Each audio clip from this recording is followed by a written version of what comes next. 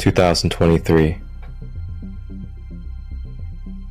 Mother Gaia, third dimensional planet, ascending into fourth dimensional collective consciousness. Azor, Grand Rising Captain. can you give me the update on third dimensional planet Gaia? Yes, Christo, with pleasure. Gaia 3D currently is under critical condition. It seems there is a large amount of humans that have forgotten who they are, causing confusion, division and war driven by fear.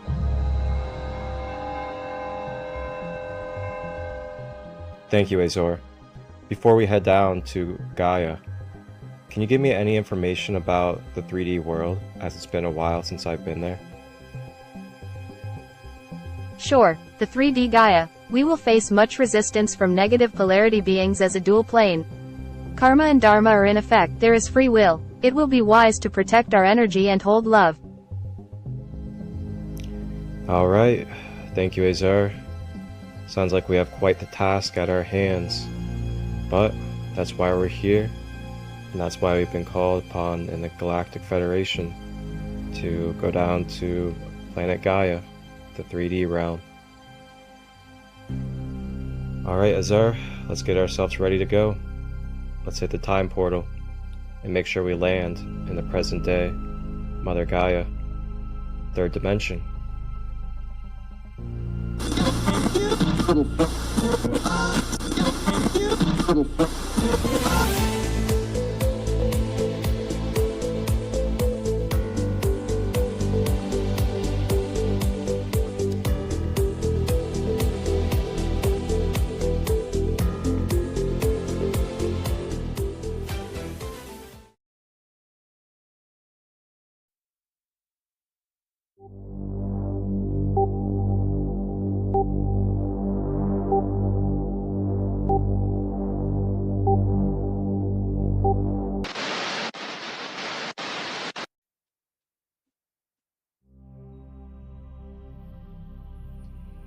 Hello, and welcome. Grand day. It's Captain Christolight here with your fresh Galactic Guidance Report. I am tuning in from South Dakota, as it has been a wonderful journey exploring the Northwest after following a Lionsgate activation at the Frequency Flow Fest in Minnesota. I had the honor of teaching about Lionsgate, as well as aligning and attuning the chakras and mind, body, emotions for many others as well. And with great honor and pleasure, I was able to coordinate and orchestrate a unplanned 12-man sound bath on the main stage of this Frequency Flow event. It was such an honor and a beauty. Enjoy some of these highlights from the trip, as well as from the Lionsgate activation. My name is Ellis. I'm grateful to be here, and thank you, Christolight, for opening this up to bravery and for us to share as a group, whoever feels called. I'm really calling in collaboration, co-creation, gardening, connection to the land, praying on the waters. Yeah, and just more community and like heart inspired action. Yeah, I hope. So it is. Love you guys. Thank you, brother.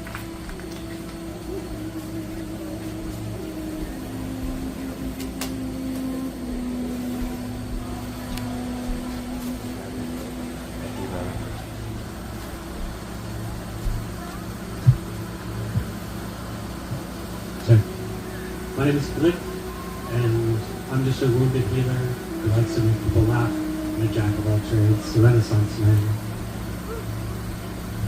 My manifestation for myself, or anyone else to call, is to release. And the parable I want to share is one of my favorite parables. On the islands, they would hunt monkeys They didn't chase them down.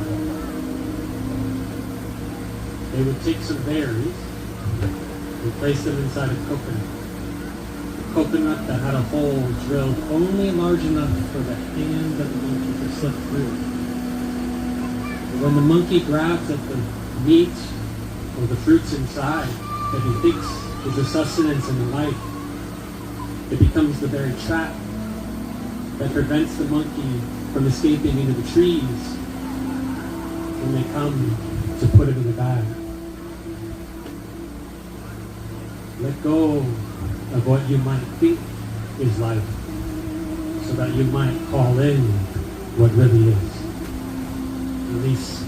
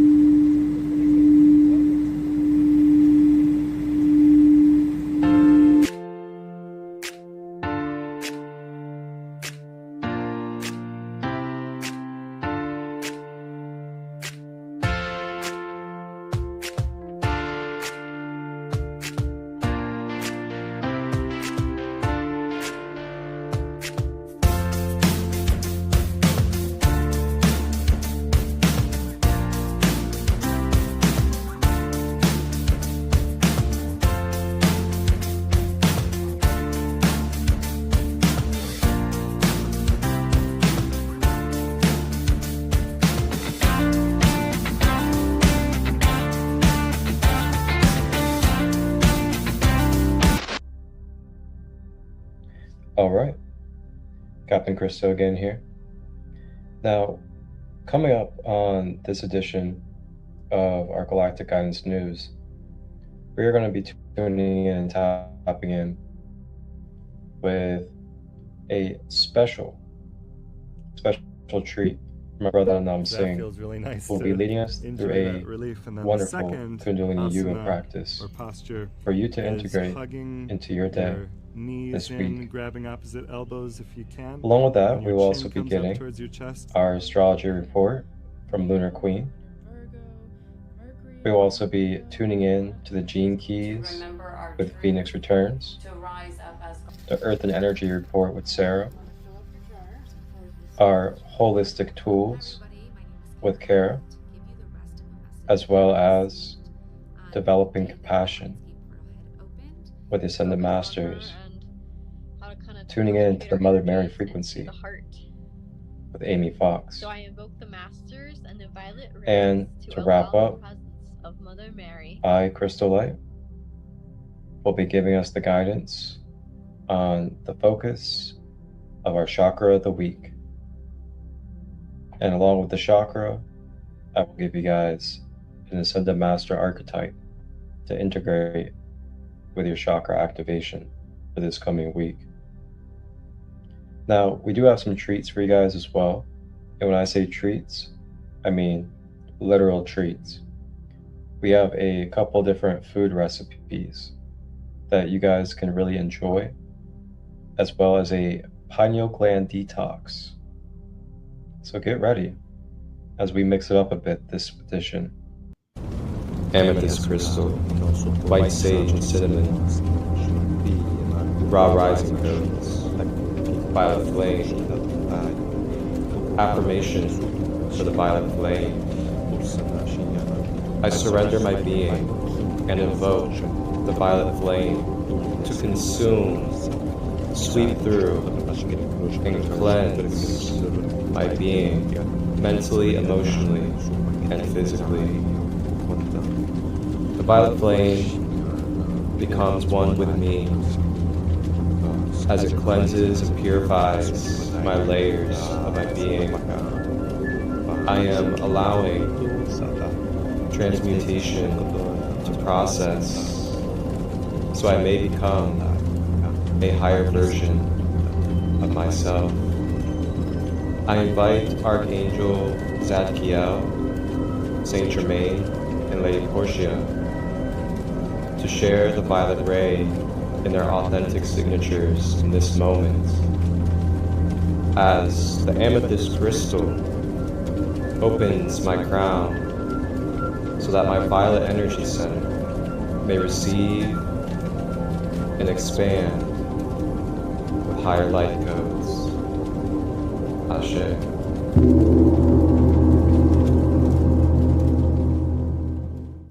Enjoy. Please like, share, and comment, and leave any suggestions as well. We appreciate you. Thank you for supporting. Christo out.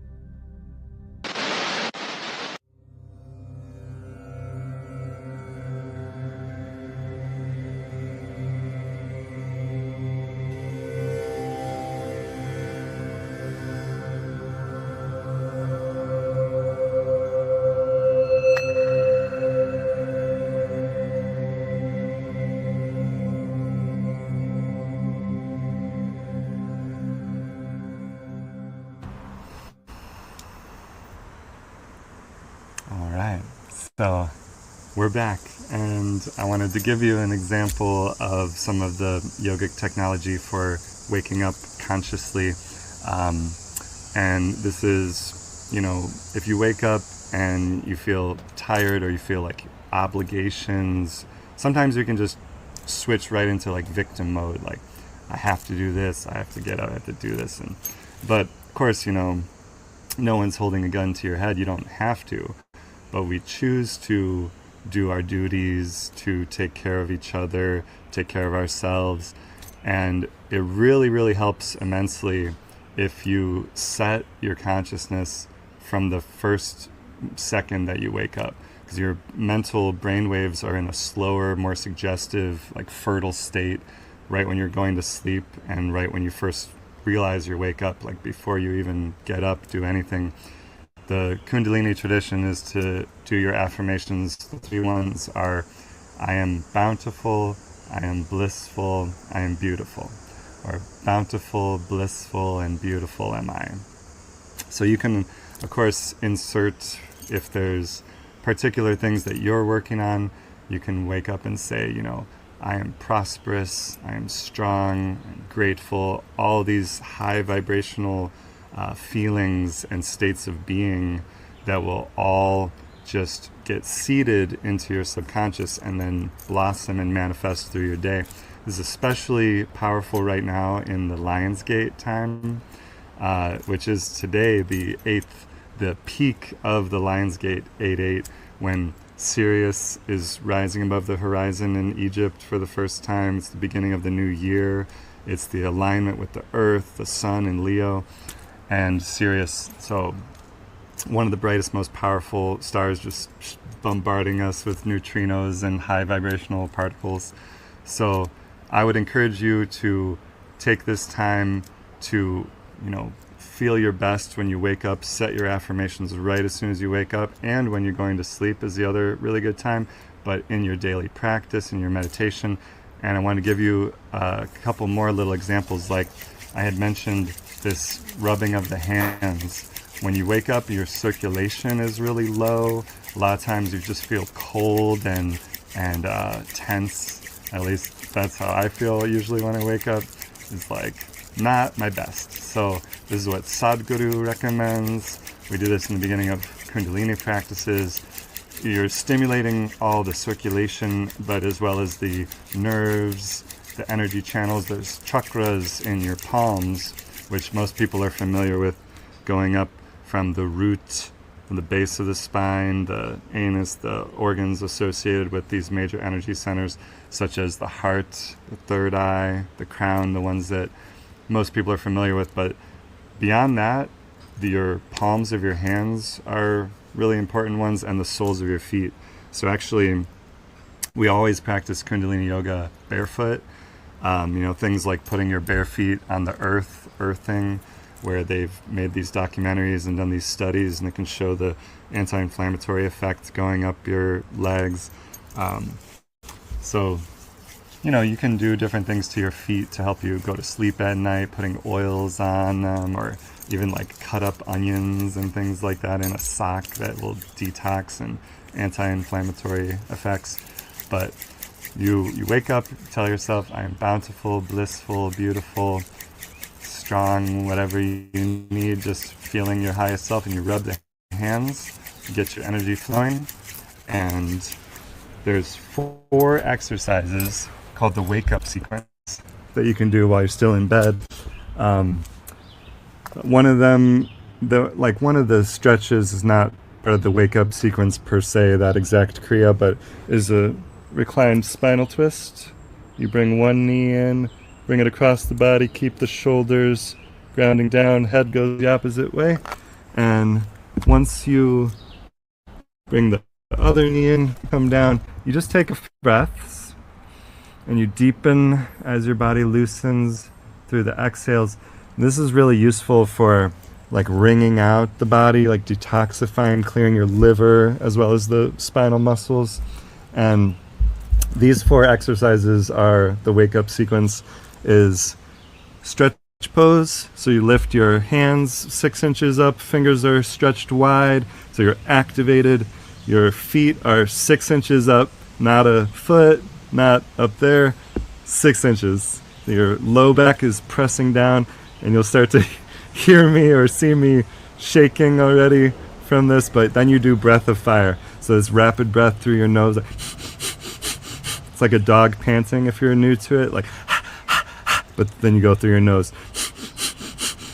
And if you need to rest 1 foot down at a time, but you keep at least 1 foot up, and you go for a minute. You can do 30 seconds, you know, whatever you can do. And I'm stretching outwards, as well as keeping the low back pressing down, legs and arms and chin up towards the chest. And then you lay down, just relax, and that oxygenated blood, that increased circulation just flows, brings healing, and wakens all your different organs and muscle groups.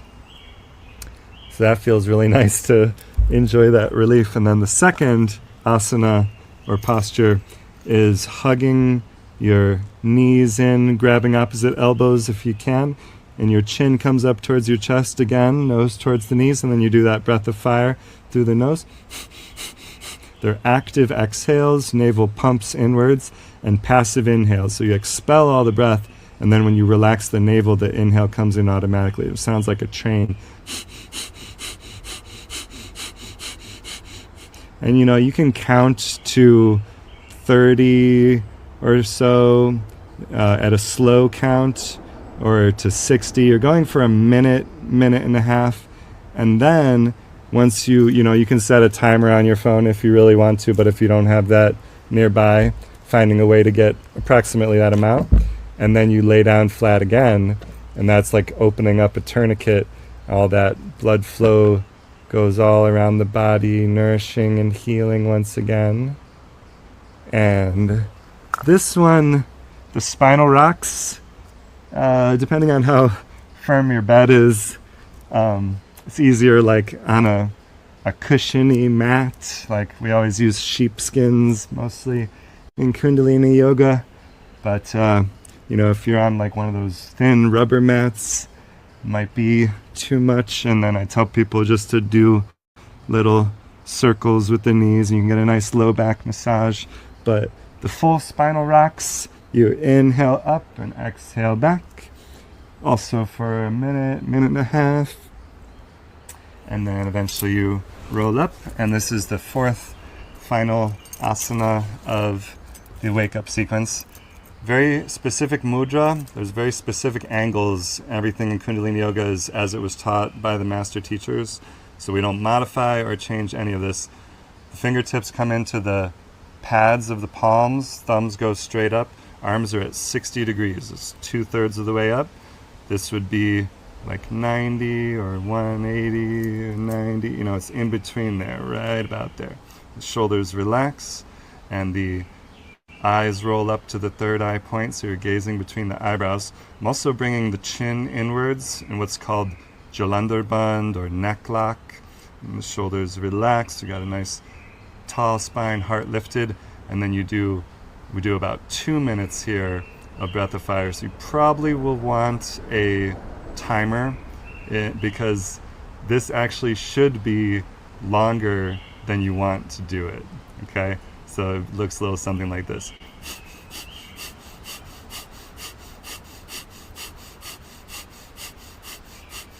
And I don't think I would really know when it was a minute or 2 minutes, but if you start to shake and you start to get tired and you want to give up, that's a good sign that you're actually strengthening, awakening your energy. That only happens when you challenge yourself. And then you finish it with a deep inhale, thumbs joined together, and the other fingers up straight. And that's always the way that you finish Ego Eradicator, Eagle Aura Charge, is thumbs, tips touching, other fingers straight. You can hold, contract rectum, sex organ, lower navel. You're lifting up the pelvic floor, closing the lower gates. That causes the energy to rise up. So it's not just stuck from gravity down in the potential energy and the survival energy, sexual energy, all of the first chakras. It's rising up, so it's going up into heart, throat, expression, third eye, higher consciousness, and divine consciousness of the crown chakra. And then you can definitely feel a nice boost of energy. There's more, you might even notice it with me now, more of like a vibrant radiance. It's a really good feeling. I feel ready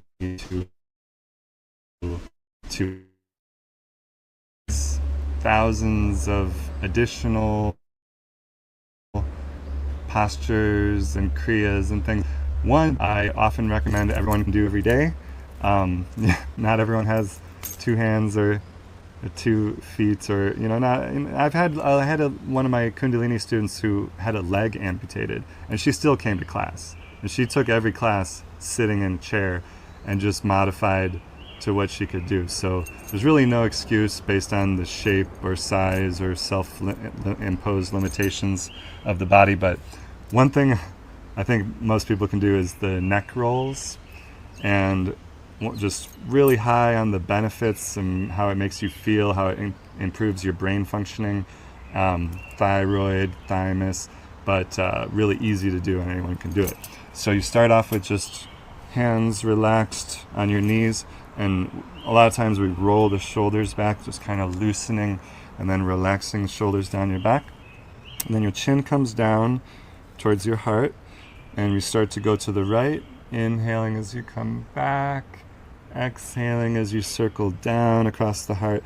You want the shoulders loose as can be, face and jaw, eyebrows, everything is loose, and you're just circling with the breath. If you had some neck injury, if you have any like shooting pains or anything, you can do smaller circles. But for me, I would go all the way back, keep everything loose, and circle with the breath, inhaling back, exhaling down and around. And we do at least like 5 to 10. I usually go for a minute in my classes. I'll do this in like just about every class, whether it's yin or kundalini, whether it's Tuesday night or Thursday night or whichever workshops we're doing. But after you get to a minute, then you reverse, go in the opposite way to the left, still inhaling back, exhaling down, still loose throughout the body. And another thing you can do is this one where you come to one side, you got the ear towards the shoulder, the opposite back of the hand goes across your low back. So in this case, I've got right ear to right shoulder, back of the left hand across the sacrum, and the right hand gently assisting overhead with just a little bit of pressure. And we'll hang out here for a few breaths. If you want to get more advanced with it, you can do these little turning the chin towards the shoulder, down towards the heart, up towards the sky. Really useful because our neck muscles work really hard to hold this 8 to 10 pound bowling ball cranium and be looking around all day. And then if your pillow isn't right, the neck can be tensed all night. So it really needs some love. So sometimes we do some massage down these activated neck muscles, and then you can come straight down and use the hands behind. That will stretch the back of the neck. And then always do the other side. So left ear to left shoulder, back of the right hand across your low back, left hand assisting. It's pretty simple, really. You know, it's not something you're trying to perfect or achieve some special looking perfect posture or something. I think of it more like just giving yourself a massage from the inside. And we do actually do a lot of, I call this percussive massage. It's like how I start every class, just straightening the legs, toes curl back, bouncing the legs, percussively massaging. Because a lot of parts of the human body just need to be stretched at a regular basis, like ideally every day. And then some things also need to be like massaged. You know, we do a lot of these like qigong, where you're like shaking up the body, percussively massaging. It's really good for just the things that stretching misses, lymph and thighs and calves and all the organs. You can get this nice tune up and just really brings a lot of vitality. It actually reduces stress. If you're familiar with like the EFT, the tapping techniques, they're shown a lot of success in clinical studies. This is kind of like that, because when your body knows that it's undergoing this rhythmic vibration and it knows that it's safe, it calms the nerves. It kind of flushes all the lymph under the arms, the organs, the muscles. So I'm also getting the low back, adrenal, kidney area, a lot of nerve connections there in the sacrum.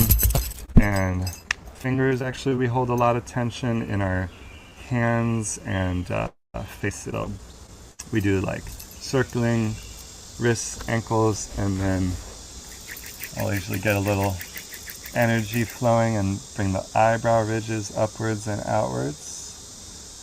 And this is one of my favorite techniques for the inevitable event that you get stressed out, whether you're driving, someone cuts you off, or interpersonal relationships or work or whatever, and your face gets all scrunched up with just concentrating on something or stress about something. And that's when you want to clear that out of the facial muscles, especially the eyebrow ridges go up and out.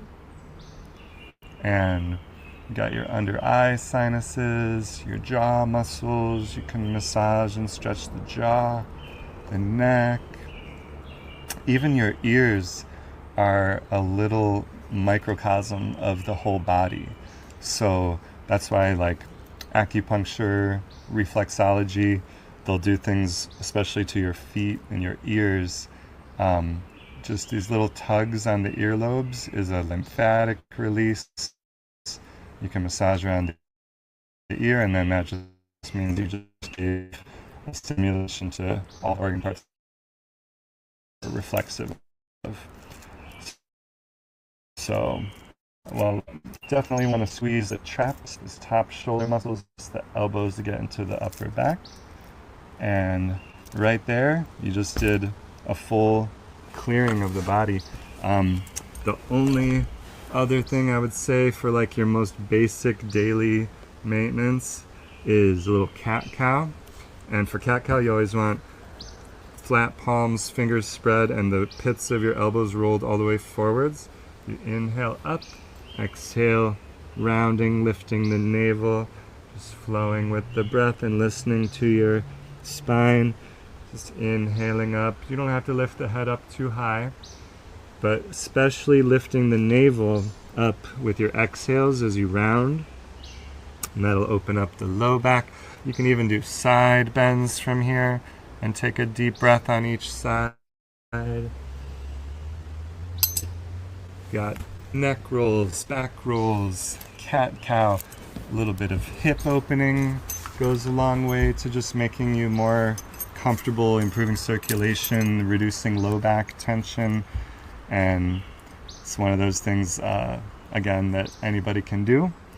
You don't have to like reach a certain point of putting your toes into your nose and your face all into your feet. Really doesn't matter. As long as you can feel the stretch, then you're doing it perfectly. So what I'm doing here is just joining the feet, opening the feet up like a book, bouncing the knees a little bit, and you kind of walk off the flesh of the sitting bones. This is Baddha Konasana, or cobbler pose. And rather than just kind of like collapsing and rounding down, I'm going to show you from the side. What you want to do is extend and then just go down as far as you feel the stretch. So you might be here feeling a really intense stretch, and that's okay, but you want to stay with it, stay with your breath, deepening through the exhales for somewhere between like 1 to 3 minutes or so.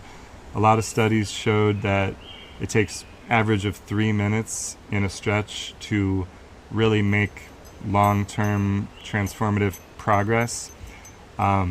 So for example, to get beneath the surface level muscle tension, for things to relax, to get into the fascia, the lower levels.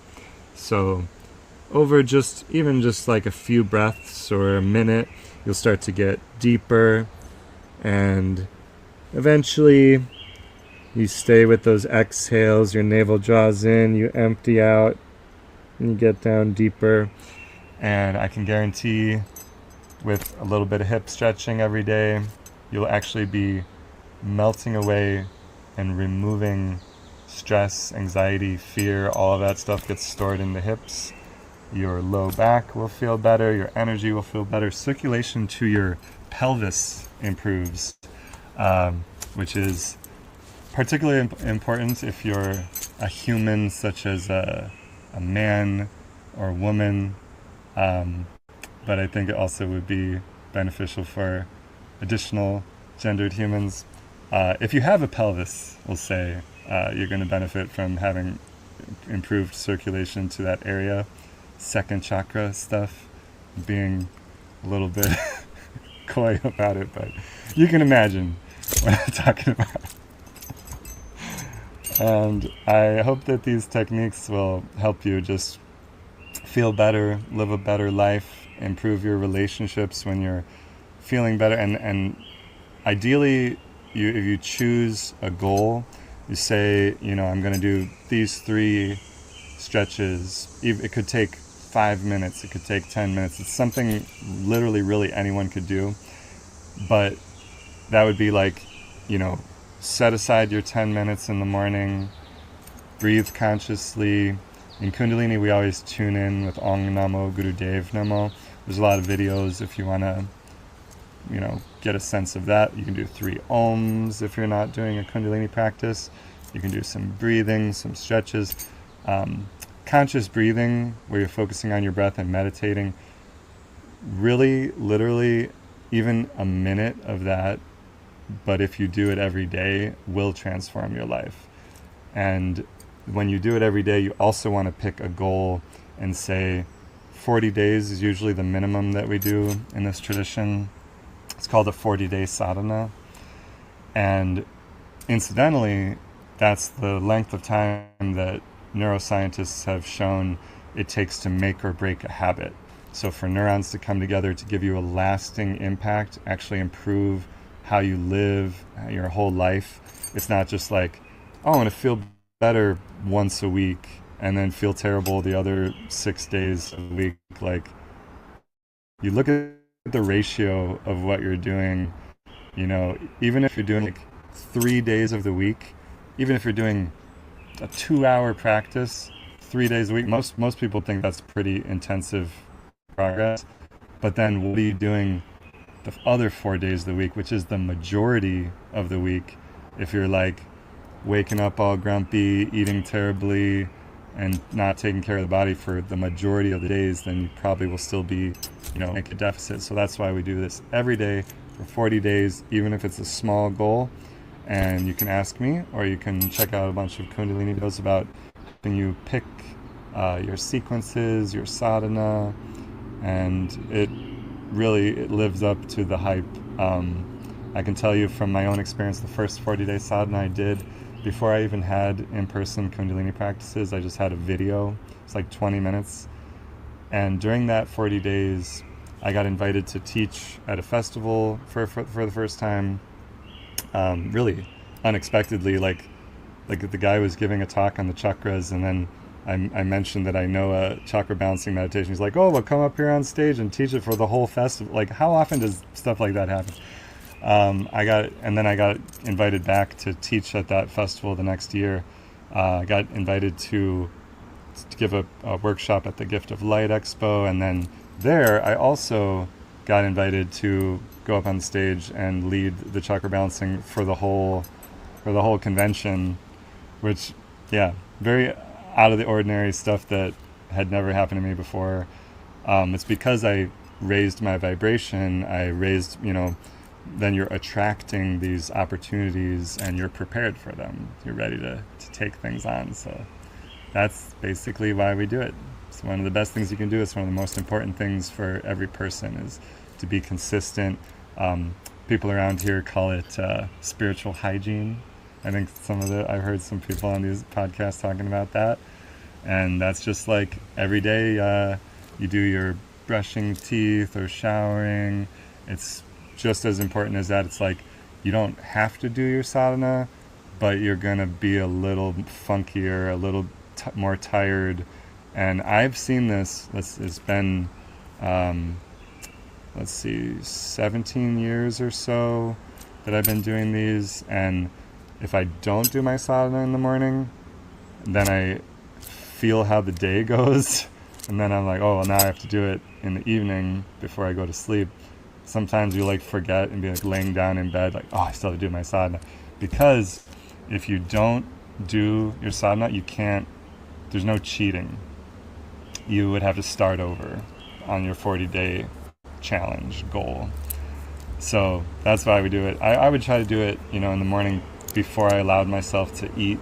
So it was you start to get more and more hungry, and then at some point you're like, all right, let's just do the sadhana and then enjoy some breakfast. And eventually you enjoy the sadhana too. But again, reach out to me and I will assist you with this, and may we all thrive together, feel our best, be our best, take care of each other, and just evolve, grow together. SadaNam, Namaste, blessings and much love.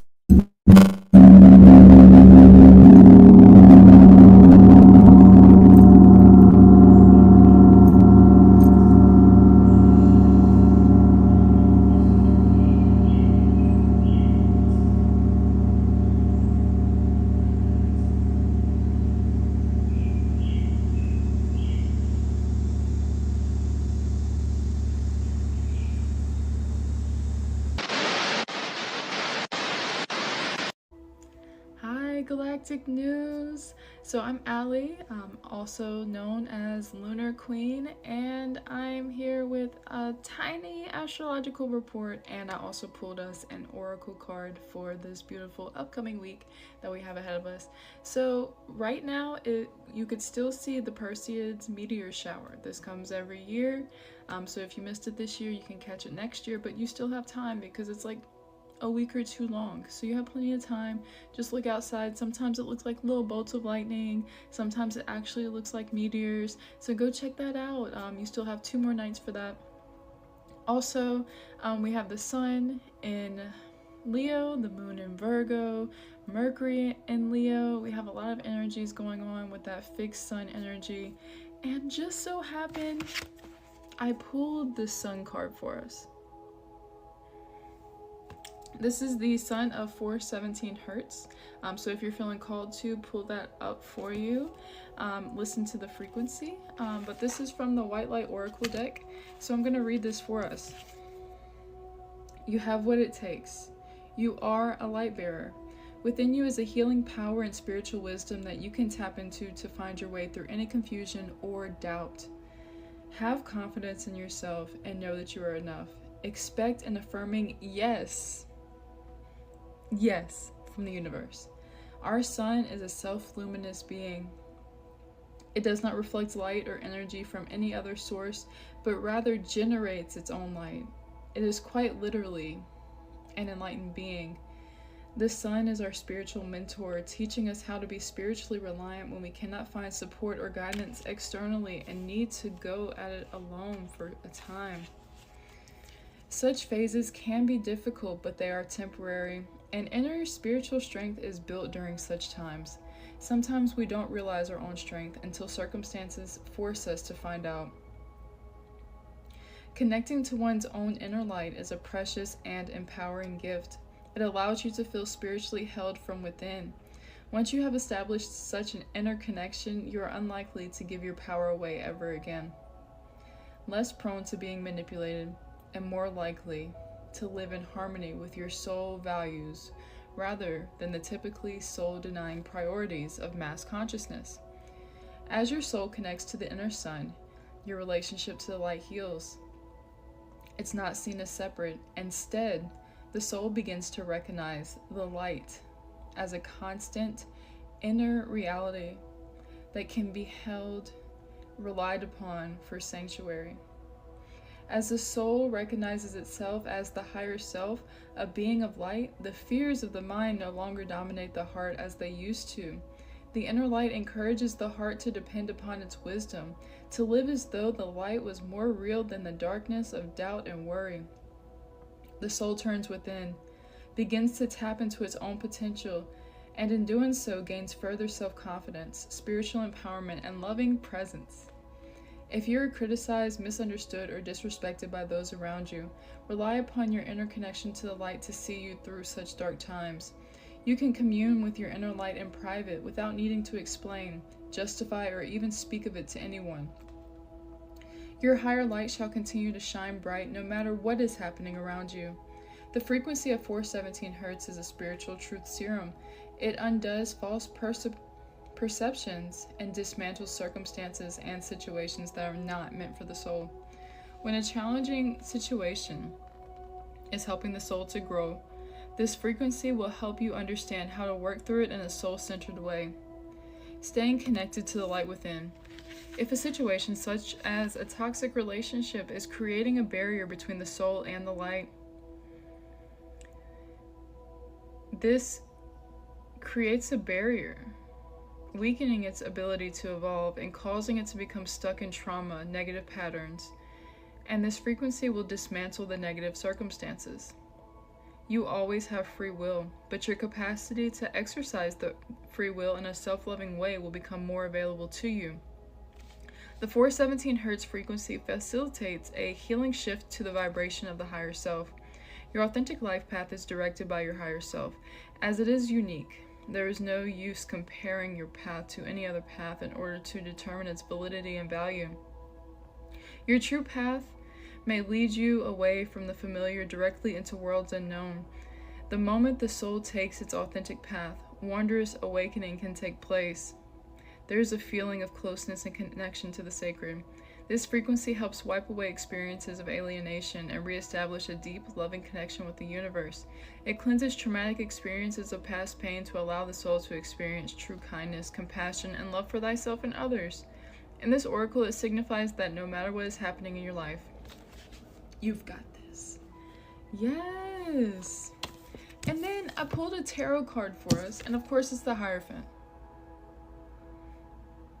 This is your time of spiritual anointing, of reminding yourself how much you love yourself, how you can caress yourself, how you can give yourself that self-love. Look in the mirror and say, I love you.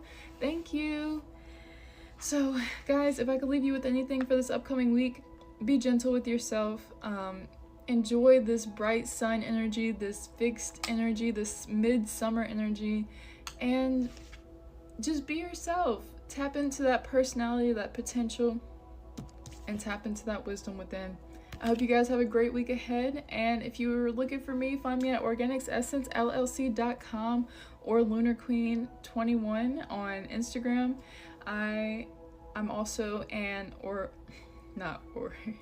I was gonna say I'm also organic. Yes, I am. I'm also an ascension oracle, which means I help you raise your vibration to your highest timeline. So if you're looking for more guidance with that, feel free to reach out to me. I'll see you guys in the next one. Bye.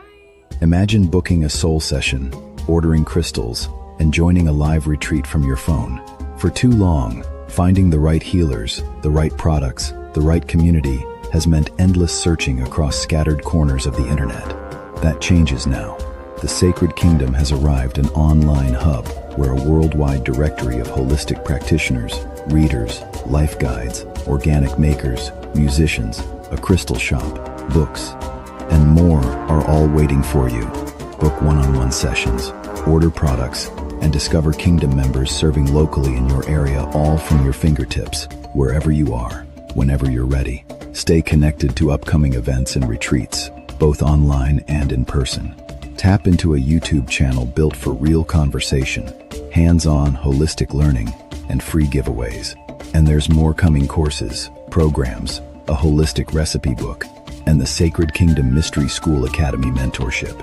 This is a space built on love, compassion, and the belief that conscious living should be accessible to all walks of life.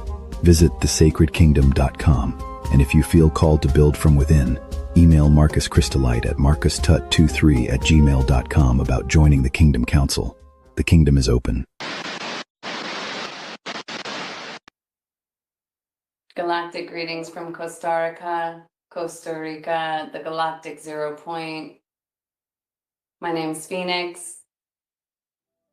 I come on live Mondays and Fridays and share a mix or a synthesizing of the Galactic Maya wavespell and Gene Keys human design type knowledge, bringing it more into the time traveler's perspective in the no time, no space.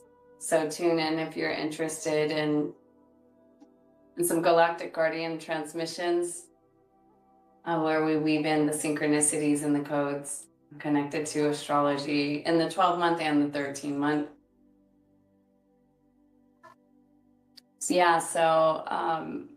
But the thing that I really wanted to bring up today is how we're in these energies.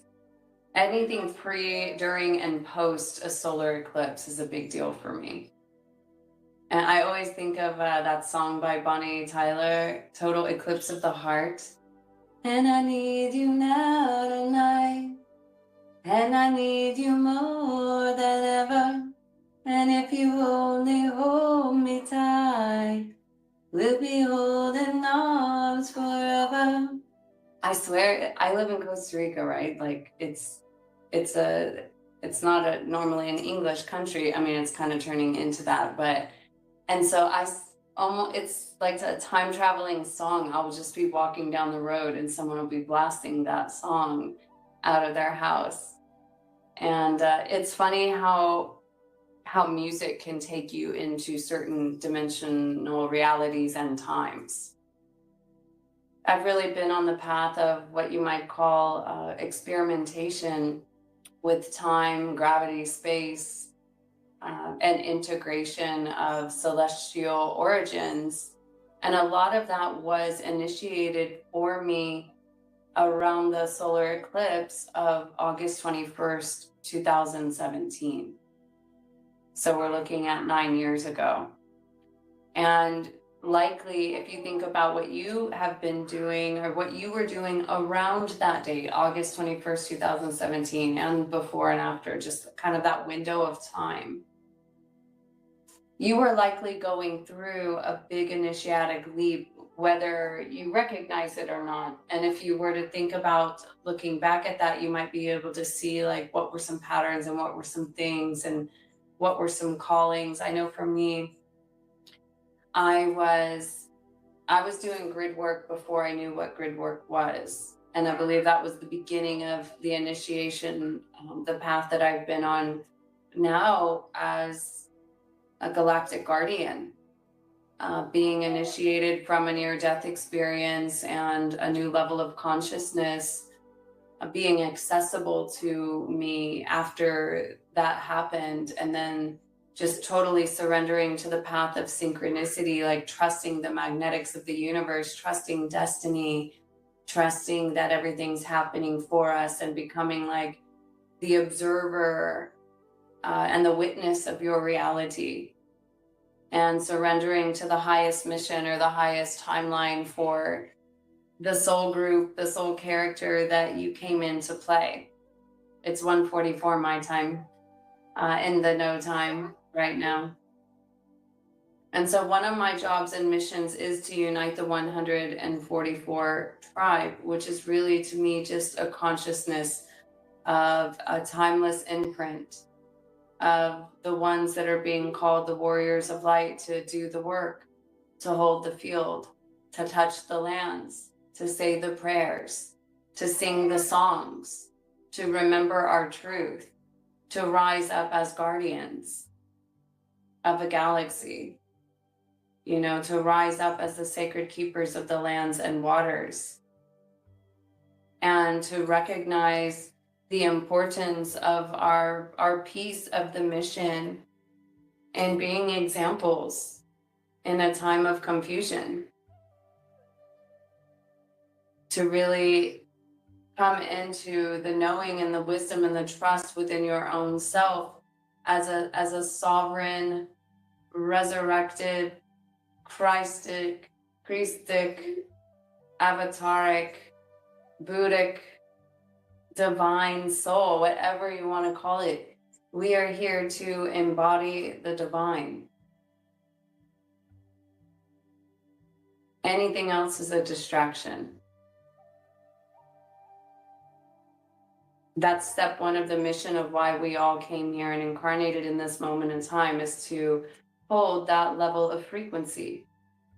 Frequency holders. The first time I'd ever heard of that term, frequency holder, I was reading a book called New Earth by Eckhart Tolle. It was so far out there for me. I couldn't have, it was called A New Earth. Like I didn't tell a soul I was reading that book. It's really crazy to think of how I've been catapulted now into what feels like a new earth, a no time, a no space, really working a lot less in the physical material and a lot more in the inner cave, in the immaterial, understanding frequency, understanding morphogenetic fields, understanding collapsing time and space and waves and gravity.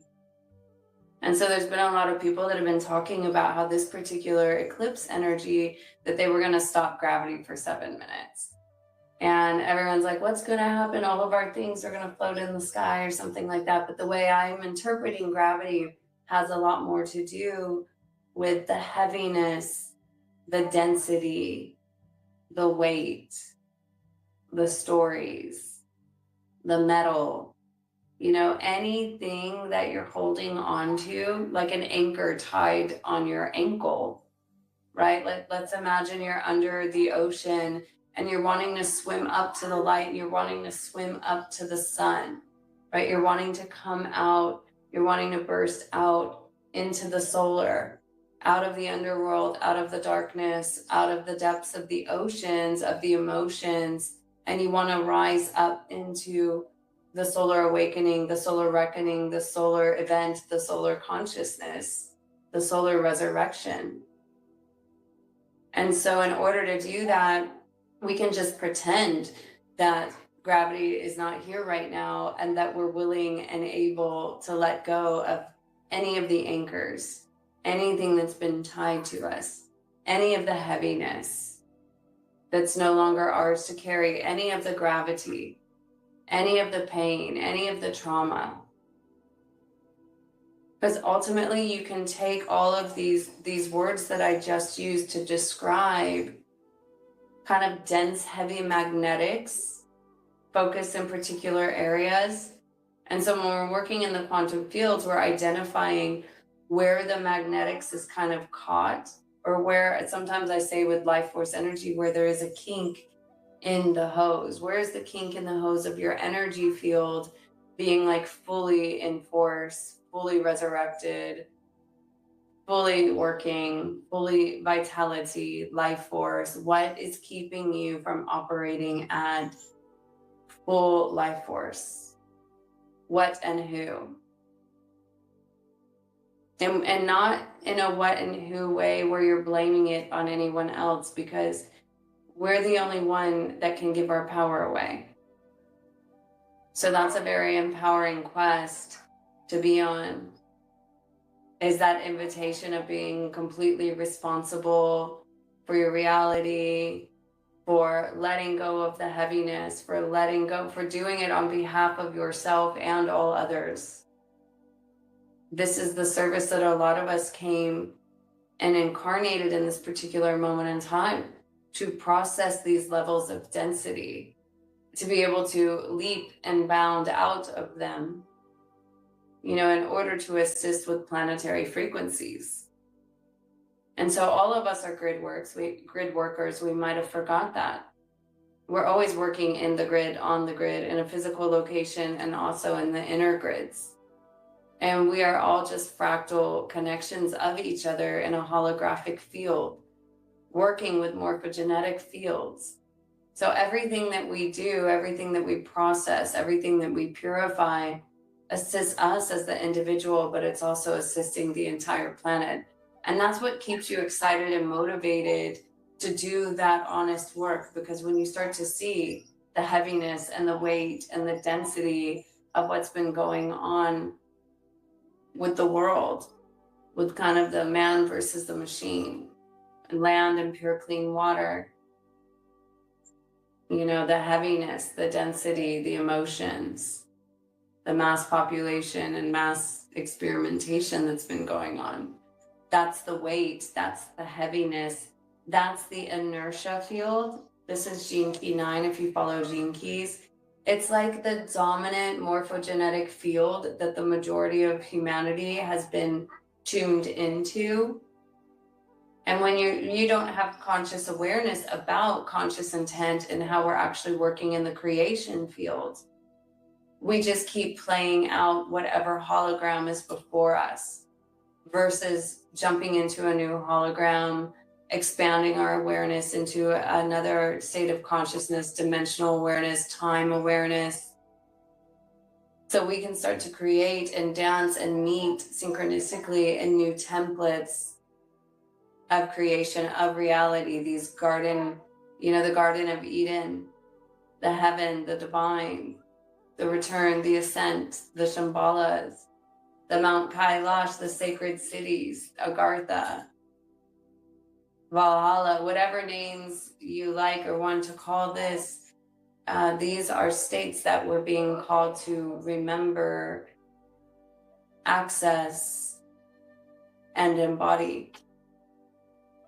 Because there are multiple realities going on at the same time. So when we start to understand that, when we start to understand multidimensionality, instead of us being a receiver, we're a transmitter. Right? Like we're holding the codes for planetary ascension. We're holding the codes for planetary liberation.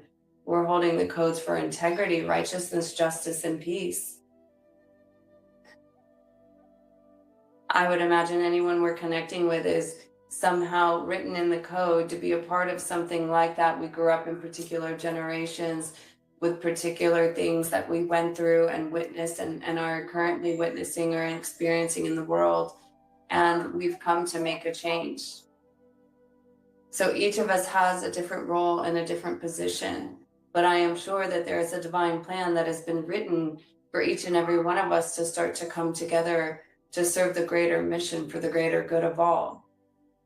At any given time, at any moment in time, right? Time. TikTok, unlock the clock. Time is the greatest crime against humanity. Time is the gravity. Time is like a slowed down glimpse of a period of time in the phase of an eternal access, if that makes sense. It's like you are an eternal, immortal being. But for some reason, we've been in a dominant gravitational field that has us thinking that we live here, we weigh this, we live about this long, we need to eat foods to survive, vaccines, savior, you know, it's like there's a limited programming, a corruption in the programming. And what you might say the damaged templates or morphogenetic field. So what we're utilizing this energy for as we're coming together is to allow ourselves, this is actually an activity that I want to share with you. I want you to imagine, you know, you're magnetic. You're magnetic and you have a ton of things that have like magnetized to you, a ton of things, a ton of people, a ton of situations, patterns, thoughts, materials, whatever it is. So you're a magnet and you've attracted all of these things to you, and the magnet field is like holding on to all of these things. So this is like a total eclipse of the heart type of energy. I want you to then imagine, so this is just a small activity you can do right here, right now. It's just like, you know, sit down if you can, get that spine erect and take yourself some good breaths. And you're seeing and you're feeling yourself as a magnetic field. And you understand that there's something to do with magnetics and resonance. And so over the course of time, through the adaptation of your field, your magnets have attracted and stuck with particular resonance and frequencies that are maybe no longer serving you. And so at any given moment, this was an activity I was given a while back within myself, and we were actually in Gene Key 15 at the time, which has to do with magnetism. But what I would encourage you to do then is I want you to imagine that just for a moment, let's even just pretend that we're bending time and we're going 7 minutes, that we are turning off the magnetics. Like we are literally blank slating ourselves. And we're allowing anything that was magnetized to us, anything that was a hook, an anchor, a heaviness. We might not have even known it was there. It was lurking in the shadows, right? But now we've collapsed the magnetic field. All right, so now now we're floating because we don't have any weight. We don't have any heaviness. And so now what's happening is that we're starting to float. We're starting to levitate beyond the density field, right? This is when I like to say you're getting your angel wings. And then I want you to imagine then, if you'd like to, you can turn back on your magnetic field. But what you've done is you've made a quantum leap. You've let go of, just like that, you just threw it in the trash. You drop everything out of the field that's been magnetized or stuck. You clean the density, you leap into the void. And then from this space, you now reside in a new location. You now reside in a new time and space. You now reside in a new timeline. You've time traveled to a new timeline of yourself that's at a higher morphogenetic resonance than the reality that you were encountering, the false kings of tyranny reality. We're stepping out of that into sovereign beings, liberated, eternal. The Christos Sophia, the solar Christos energies, the resurrection energies.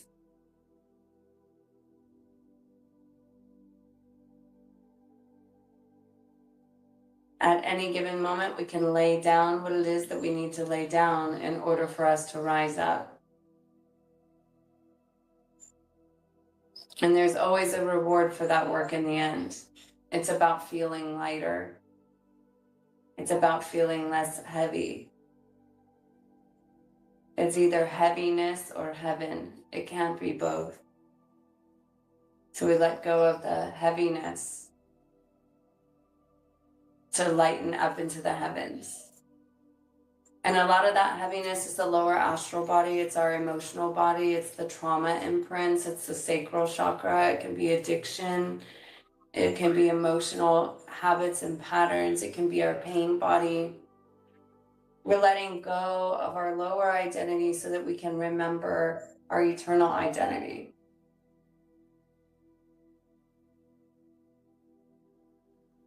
So we're currently in Gene Key 4 right now, which is one of the 7 sacred seals.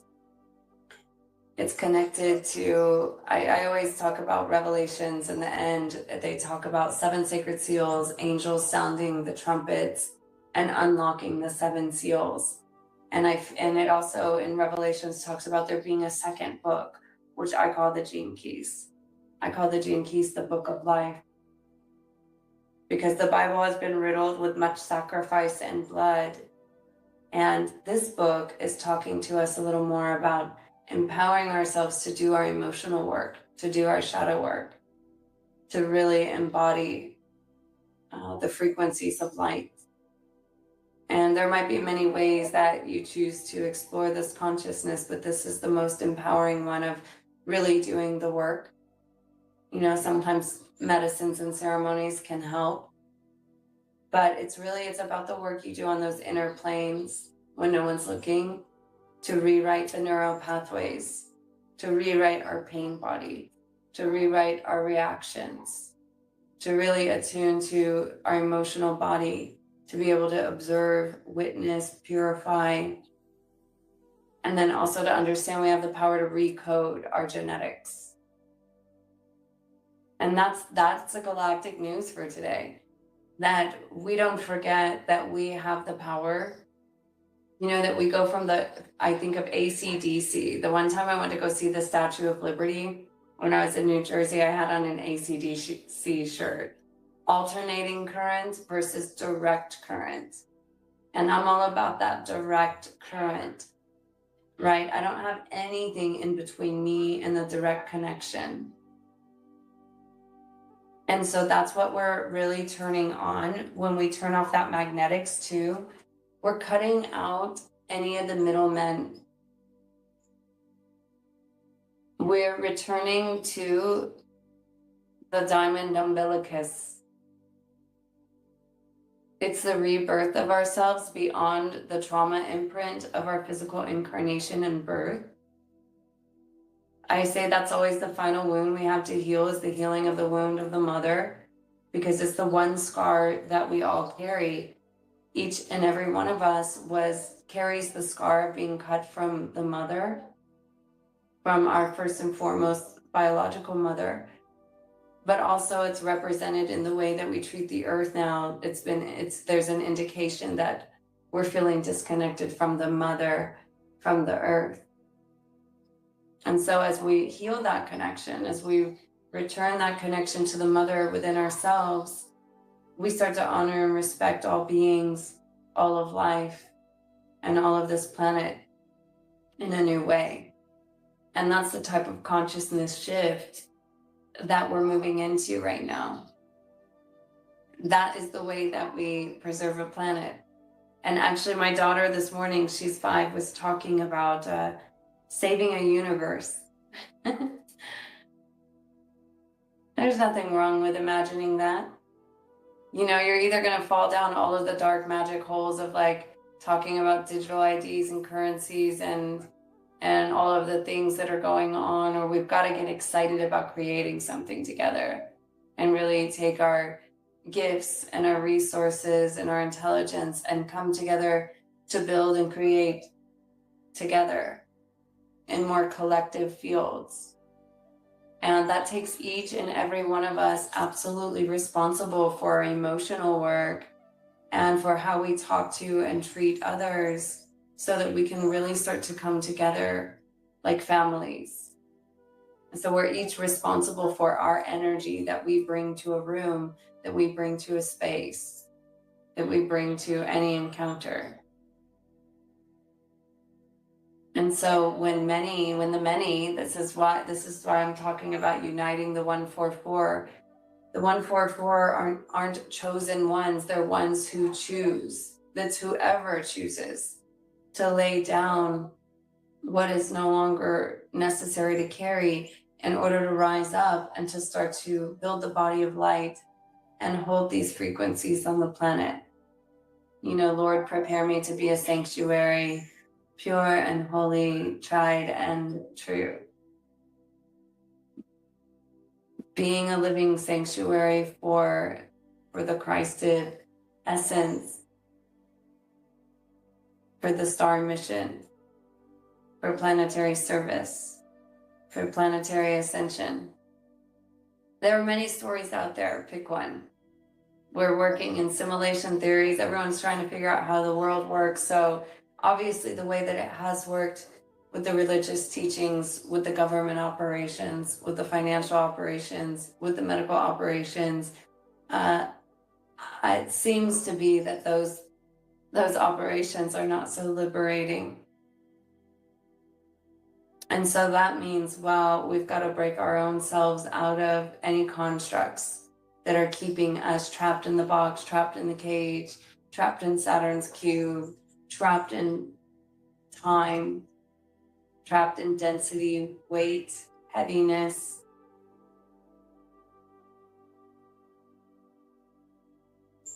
So hopefully you have fun with that. At any given moment in time, you can collapse the field to the 0 point. This is my gift that I'm sharing with you today, is when you start to feel that heaviness, when you start to feel that weight, you just go, hold on a second. You know, get spine straight, hands in the prayer position or on the heart. Take the deep breath. And release and release and release and release and lighten up and lighten up and lighten up and lighten up. Let it go, floating, levitating. And then you can turn on your force field again. You can turn on your magnetic field again. You can understand now morphogenetic resonance and magnetic fields, and how magnetics start to bring to you, when you change your magnetics, when you release the pain, the trauma, the wounds, the karma, right, then it can start to invite a new resonance, invite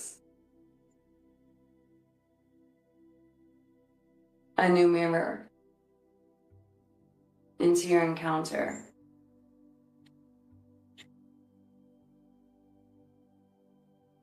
So I'll be talking more on the next episode, Monday, 10:44 Eastern, Friday, 10:44 Eastern.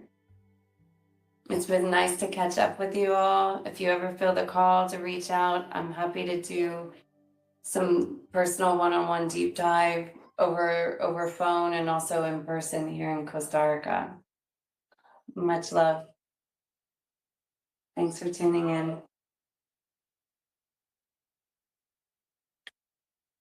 Oh, and just in case, I wanted to share this video with you about making homemade coconut milk. So this was recorded a few years back, but I'm sharing about the power of the coconut. So stay tuned for that. What's going on? What's going on? So I was just in my kitchen making leche de coco, coconut milk. And I was thinking, I want to share with everybody like the purity, the holiness, the magic of this mystical being. Like, what even is this? A nut, a fruit, a Palladian technology? I don't know. So anyways, this is a coconut, right? I'm sure you've all seen one before. And they're pretty common that we drink the water from them. I call it plasma water. Think about it. It sits in that tree, normally in some kind of sunny, likely tropical spot, and it's like absorbing the rays of the sun, which is something I like to do on a regular basis. I like to go out and sit and absorb the rays of the sun. And so by the time this coconut comes to you, it's been doing the same thing for quite some time. I don't know the exact time it takes to grow a coconut or anything. We could probably look it up and figure it out. I think I started this video at 11:11. I wanted to show you a picture of this picture because I just found this online. Excuse me, woman's coconut with my broken iPad.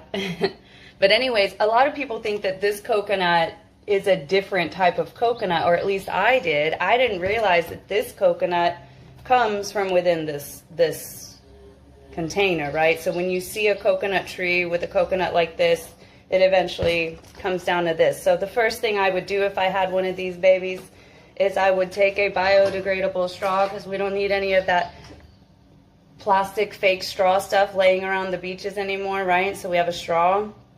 It's very easy to poke one of the holes in, but you could also use the tool if you need to.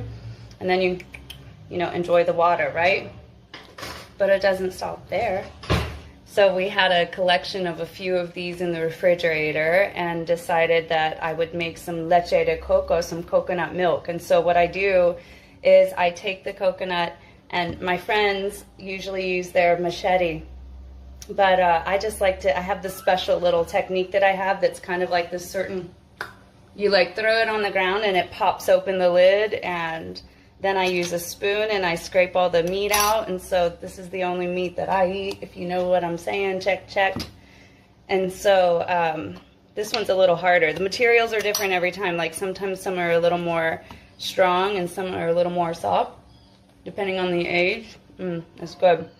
So first you can eat it just like this. River loves to do that. I love to do that.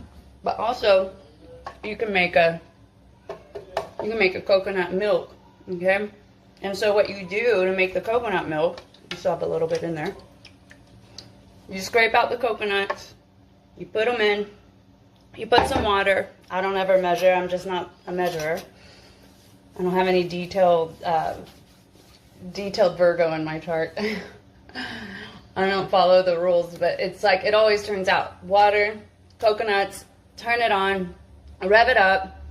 Take one of these milk bags. You can also make leche de coco or almond milk. So coconut milk or almond milk. You could use this for a lot of different things. And then basically once you've blended it, you pour it through the bag, and then you kind of just, you milk it, right? And so you get it out through the bag, and then that produces your magical coconut water or coconut milk, right? And so you can use this for anything, right? But especially for your body, for nutrition. There's a lot of different benefits in the coconut. Go look it up. Carbohydrates, fats, proteins. And then after that, what happens when you drain out the bits of the coconut is you end up with a bunch of coconut meat. And so what I did for this one is kind of made it into a sweet treat, where I put honey, cinnamon, the coconut meat, and mora, which is the berry, one of the berries grown here in Costa Rica. Anyways, I just wanted to share that with you. The first thing I ever do when someone comes to visit is say, hey, let's go get a coconut. It's an experience I like to share with people, that it should be available to us on a regular basis. And if you're worried about clean water, I'm not talking about this coconut water that you buy at the store either. And I'm not talking about those fake packs that are kind of like plasticky, anything like that. I'm talking about getting it straight from here. You know what I mean? Because those Tetra packs are not good for the environment. And besides, damn, this is good. They have so many fake ingredients in these things. Even when they call them like preservatives. This is so good.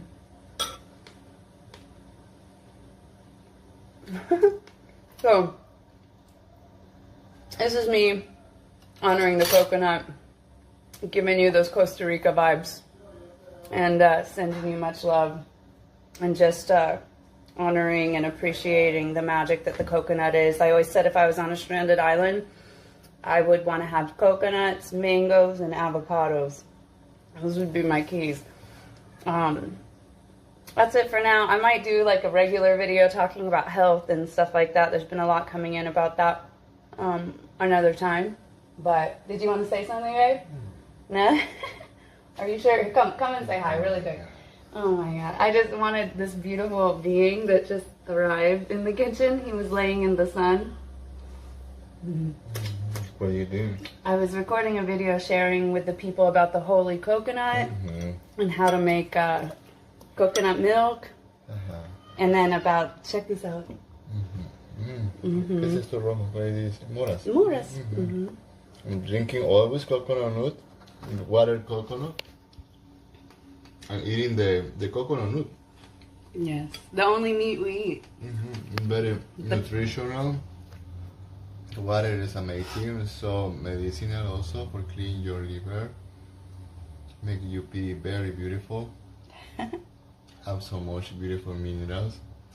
It also, if you have the tree, or you are in one country with trees, you can take the coconut, but when it is old, not have so much water, it's all the water is shifting in one material, like one foam, like coconut, but it's more foam. It tastes so beautiful, so different. Tasting like, remember in Playa Cedros? So sweet. Yes, very high nutritional because have all the information because the coconut trees start to growing. It's one very special material. Yes. Oh yeah, a coconut grows out of another coconut. Just like that. The trees start to grow in here. This is if a coconut falls and is abandoned, eventually it'll start to sprout a new tree. This is the seed. The base, yeah, the seed. Ah, yeah. Say hi, and this is 144 yellow magnetic seed. Hi, amigos. Oh my god. Say hi, amigos. I was telling everybody about the special agua de pipa, leche de coco. You want to try my special thing? Con miel? No. You want the leche? Okay. Kid approved leche de coco. We add a little honey. It's super good. Love you guys. Much love from Costa Rica.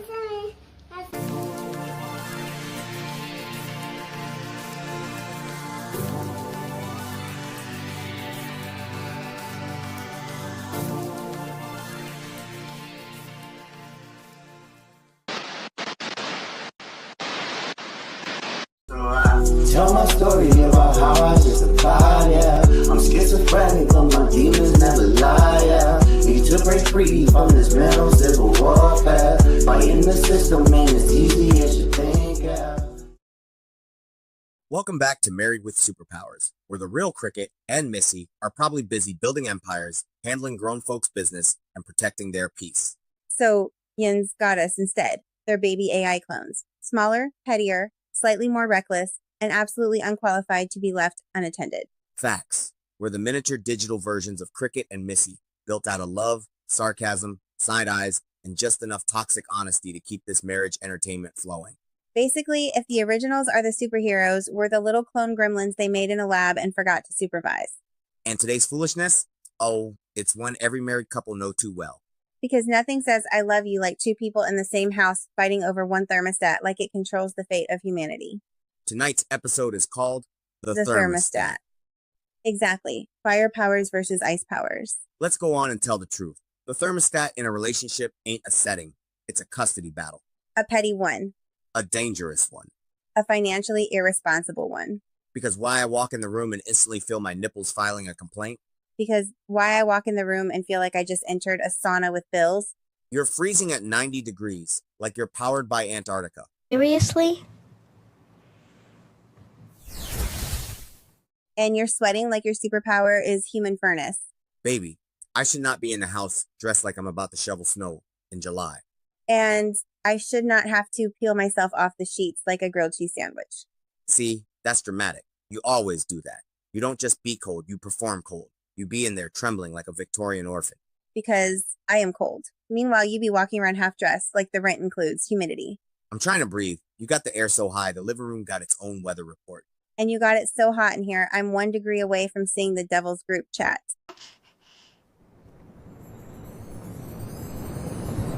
Marriage will humble you. You think you marrying your soulmate.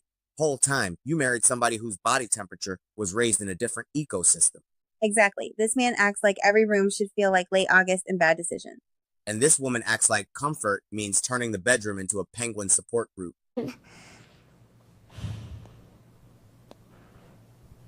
Because comfort does not mean sweating through your soul. And it does not mean I gotta ask permission to use my own toes under the blanket. Your toes ain't the issue. It's your commitment to tropical conditions. Your issue is You want the house to feel like a breakup text. And your issue is you think heat fixes everything. You probably think arguments can be solved with a space heater and prayer. Man. Listen, heat does solve a lot. You ever seen somebody mad under a warm blanket and some peace? Yes, me, sweating, matter. That's because your spirit animal is an ice cube with opinions. And yours is a bonfire with Wi-Fi.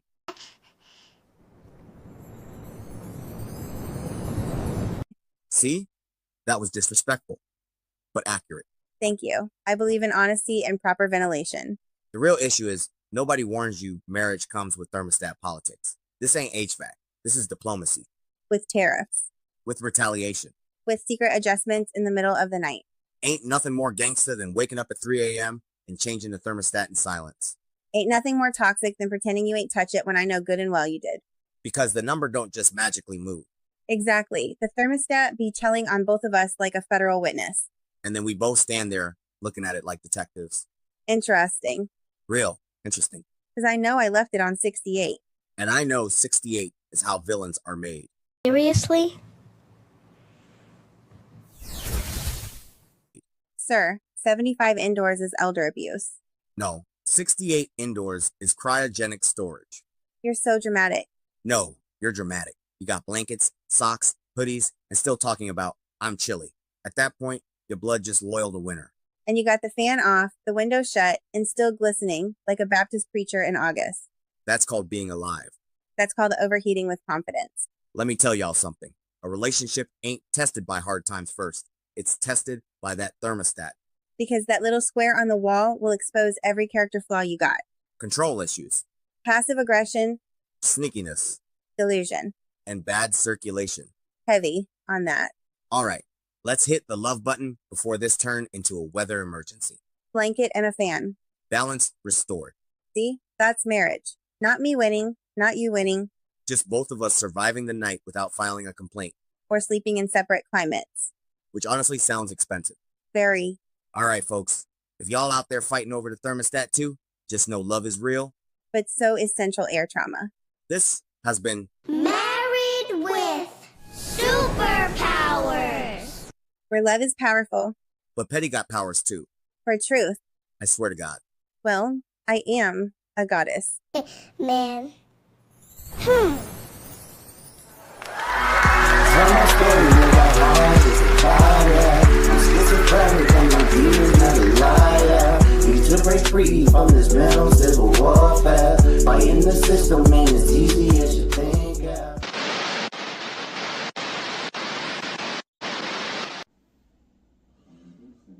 Hey there, this is Sarah with Shining Soul Healing and Wellness, and I am here with the Earth Ally Report with the Galactic Guidance team. And I have a really cool thing to share this week, and that is one of my favorite herbal allies, oregano oil.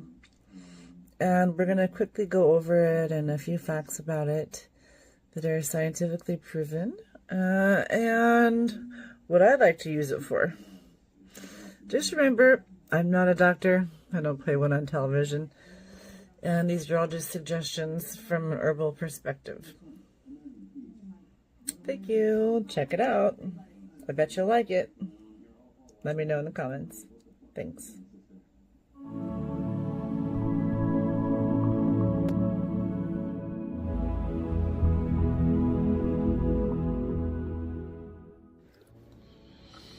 Hi friends, Sarah here with Shining Soul Healing and Wellness, and I am here today to talk to you about oregano. And we're going to make a little bit of oregano infused olive oil today. And so, hello and welcome. Let's see here, oregano oil. Most people know about oregano. They've heard of it. They've probably seasoned their Italian food with it, right? But actually, did you know that oregano has amazing antibacterial benefits? Really? Wow, right? Who knew? Yeah, sure enough. It actually has antiviral, antibacterial. Let me read a little bit from my notes right here, okay? Oregano oil possesses potent antibacterial, antiviral, antifungal properties, primarily due to its active compounds called carbachol and thymol, which both like disrupt the bacterial cell membranes. I know that's kind of like mumbo jumbo, like technical stuff. Basically, it's a very universally accepted and like used antibiotic. It's an herbal antibiotic, basically. And hold on. The research indicates that it is effective against a wide range of pathogens, including E. coli, staph, listeria, and MRSA. I have some stories I'll share with you in a minute about that. And that is actually a methicillin-resistant staph, which is, medical resistant staph usually found in hospitals. Anyway, it even shows effectiveness against multi-drug resistant MDR strains of the staph, which is really interesting. That's very tough to kill. Anyway, what does that mean? It means that if you're at home and you're not feeling good and you feel like you might be getting a nose cold or something like a sinus infection, go ahead and take a couple of capsules of oregano oil. You can usually find it like at a health food store or a more natural based grocery store like Sprouts or something like that, or Natural Grocers, for example. And I am not sure, but I think Amazon may even have some that's fairly decent. But anyway, like, I have a couple different stories real quick to tell you. My sister's a nurse, and I was with her one day, and she had a nose cold, and she was just miserable. She had the headache, and she had the stuffiness, and she was like, a nose cold, right? And she was like, oh, miserable, and she's like, oh, I don't want to go take antibiotics. If I go to the doctor, they're going to give me antibiotics, and I don't want to do it, And I was like, well, why don't you try some oregano oil? And she was like, what? And I was like, oregano oil, it works really good. And she's like, really? I'm like, yeah. It's actually effective against gram-positive and gram-negative bacteria alike. So depending upon what type of bacteria it might be, more than likely it's going to get rid of it, right? And so she tried it, and lo and behold, she took, I think it was just one capsule, and she went to sleep, and then she woke up, and like over half her symptoms were gone. Amazing, right? So, not that I am a doctor, or I can treat or diagnose any disease or illness, or I'm not saying this is going to do anything other than, hey, why not try something more natural first? And then if that doesn't work, then go to an antibiotic.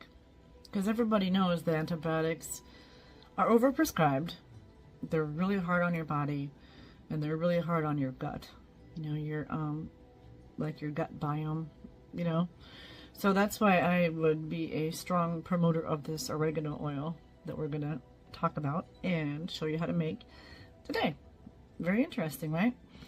And so, again, let's back up to the MRSA, okay? I have a friend who literally had MRSA on his body, and he was desperate, and he was about ready to go to the emergency room, and he doesn't have any insurance, And I was like, just try this real quick. And so I just put some Neosporin in my finger, like my hand like this, and then I put some oregano oil drops into it, and then I mixed it, and I put it on, and then I told him to take some capsules of it, so I was attacking it from the inside and outside. And let me tell you, it all went away within a week. All gone. 100% MRSA. I'm telling you, oregano oil really does work. Anyway, so for antibacterial applications, okay, you can use, like I said, on your skin for topical. You can use it to treat skin infections, wounds, fungus issues like athlete's foot or nail fungus maybe. And then you just directly apply the diluted oil. So what I mean is oregano with like olive oil, for example, to the affected area. Pretty simple. For digestive health, it might help you actually. There's been studies here that show, and I could cite the sources if you'd like. Anyway, it shows here that it actually might help to contribute getting rid of SIBO, which is small intestinal bacterial overgrowth also. So not only does it cure the common cold, Gets rid of MRSA. It gets rid of SIBO. Let's see here, what else?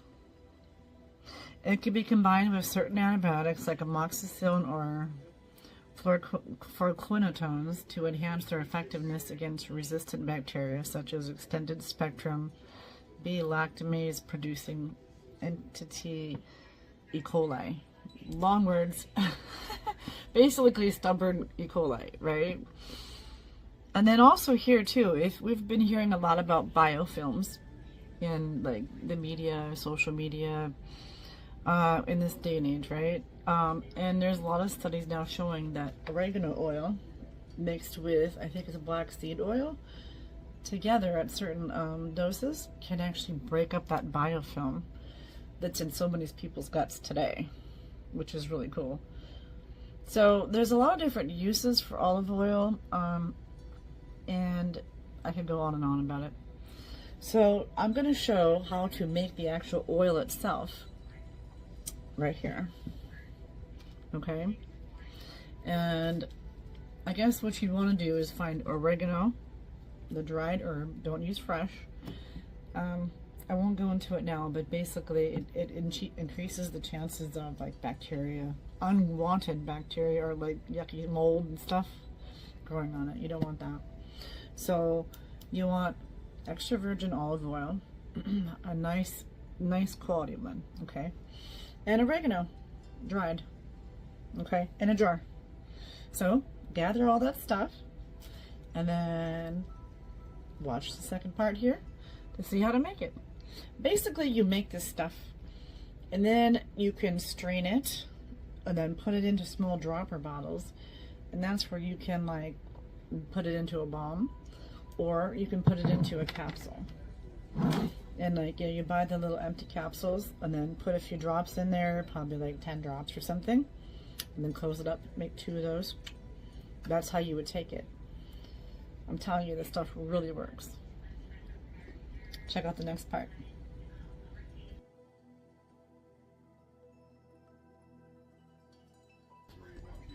Okay, here's the video, the part of the video where I can show you how to make an oregano infused olive oil.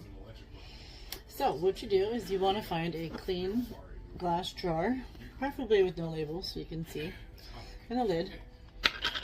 And okay, and then you want to take the jar. Better show you. Take your herbs. In this case, we're using oregano. And you want to fill up your jars for as much as you'd like. Now, if you do like a blend, you just do the blend either beforehand in a bowl, and then put the herbs in, or you can mix them inside the jar and shake it up. It's up to you. But for this instance, we're just going to use plain oregano. Alright. So, there. Now, if you're doing this for professional uses, or if you're going to sell it, you'd want to measure this. You want to know exactly how much weight you have in herb. That way you could use the exact formulation with oil or menstruum, which could be alcohol or glycerin or something like that, right? So in this case, we're doing an infused oil. We're not a tincture or a glycerin, but okay. So we're just going to do the Folk method. And so what you do with the Folk method is you do 3 times the amount. 1, 2, 3. So you'd want to fill up your oil to here. So 1, 2. Actually, you could even go to here. That's a lot of oil. So I might just do double. So up to here. That way it's a little bit stronger. Alright, let me show you. Just pour it in. Whoops, there. You kind of know where you're going to.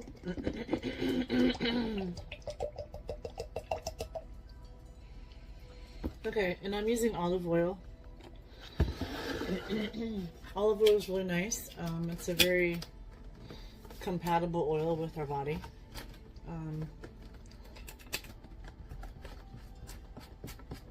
There we go. Okay. Oh, shoot. Anyway, let me show you. One thing you want to remember is that you never do use a metal for when you're mixing herbs. So just take and you mix this up. Make sure you get all the air pockets out of it. and stir it up. There we go. That's good. And whenever you're doing a mixture, whether it be oil or alcohol or glycerin or honey or vinegar or whatever, you always want to make sure that you cover all the herbs, because if you, let's say you fill up your herbs here and you only put your oil to here, or your menstruum, alcohol, glycerin, whatever it might be, you're going to get those actually molded because they all need to be submerged. It's going to ruin your batch. So just a mental note and a side note, always make sure to cover all your herbs. So then what I would do now is, I'm out of it right now, but I would put a piece of parchment paper on here, and then I would put the lid on. But you don't want to put a lid on that's metal and have it touch your herbs. Same reason you don't want to use a metal spoon. Here, let me show you what I'll do. Let me push pause. Okay, I'm back. So I don't have parchment paper right now, so what I'm going to do is improvise with a little tiny sandwich bag. But basically it's just to keep the metal away from the herbs, from the medicine. So then, okay, what you'll do is, if you want to help it to infuse a little bit faster, you can always put it in your window, like in a windowsill, and let the light and the sunlight infuse into it. Or if you live in like a sunny place like I do, like Arizona, you could always make sure it's sealed for sure on top, really good. And then you can put it out in the sun. And then every day go out and shake it, or every other day go shake it like this. Alright. So that should probably take, in low light or mid light situations, it should take about a month. In a very sunny spot or a summer situation, you want to do about 2 weeks. So, let's say in 2 weeks, I'm going to come back and I'm going to show you guys how I'm doing this. Okay? And watch for part 2. Hi, welcome to Cultivating Kindness with the Ascended Masters. So for this week, I would like to focus upon Mother Mary, and just wrote a little thing about how to focus on her and how to kind of concentrate our energies into the heart. So I invoke the Masters and the violet rays to allow the presence of Mother Mary to guide us to feel the power of prayer through kindness. As we allow her energy to transform our hearts, we feel her holy presence gifting us with delight. For this week, focus on Mother Mary's rays and allow her spirit to contact your heart. Her spirit will allow you to go into your deep place and feel the whole world allowing itself to transform into harmony. Her heart allows the peace of God to blossom into your beautiful next week. We all have our tribulations, and we know sorrow is here to leave. Right now, we know that everyone feels like the world has ended and into a new world, and I feel that Mary will guide us to show us that we are allowed to feel peace and kindness. I know that people are right. We are all here to be free of fear. I allow the peace of God to enter my heart, and when I feel loved, I allow all my relationships to feel balanced. When I allow harmony to enter, I feel the peace return me to myself, and I let all the good feelings come. When I detach, all my ancestors are here asking everyone to be blessed. Because I know that people are born to be a good reminder of the good in this world, I know, ask Mary to seal our hearts with the promise that I will never let anyone hurt me, and I will allow her joy to give me a good heart. I allow all my fears to leave, and I allow all my strength to be here. I know there is no time to waste, and I feel that power is allowed to be given when we are ready. I leave you with knowing you are perfect as an angel. So that's my piece on Mother Mary. I think that, she holds a lot of light and strength in this world with the sacred feminine. Also, you're a blessed, beautiful presence. I think that I see her as a great protector, even almost like an angel, just, constantly holding that energy for us. And, I feel that working with her energy, I feel a lot of just comfort and nurturing.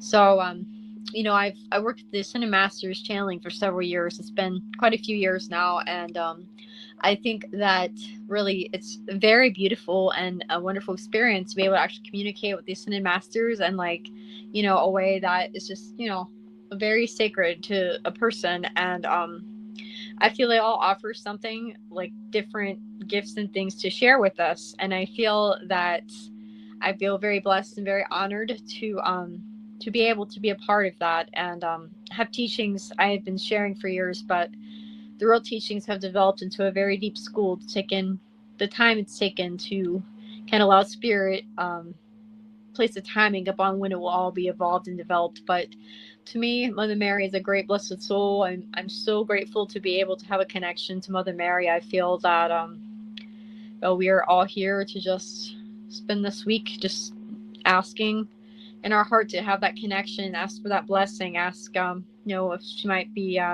of guidance for our current life situation. So you can reach me on Facebook. My Facebook is Shalea Rainstar. That's SHALALEA Rainstar, parentheses Amy Fox. Or you can reach me at my email, thepuritybegins@gmail.com. Thank you.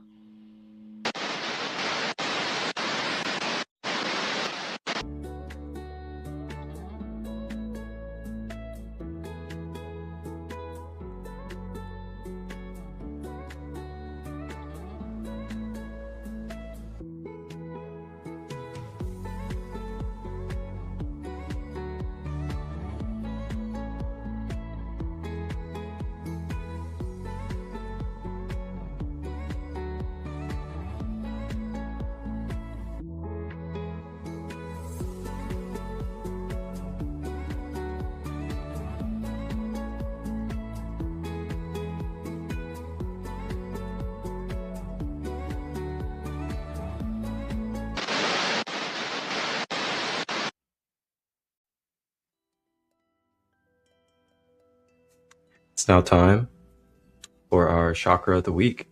Captain Christo here, Sacred Light Healing and Wellness, your shamanic space holder, retreat host, as well as music artist and guide for your self-remembrance. So we're gonna get right into it. Our chakra of the week coming up is going to be the Anahata, the heart chakra. And this is located directly in the bottom center dip of your chest. That is the direct focal point, the bottom center dip of your chest. And the characteristics of the heart chakra is associated with the color green. It is also the frequency of 639 hertz when it comes to sound healing. And then the physical organs and physical parts of the body that it governs, it's going to be the well-being of the heart, the lungs, the chest, the arms and hands.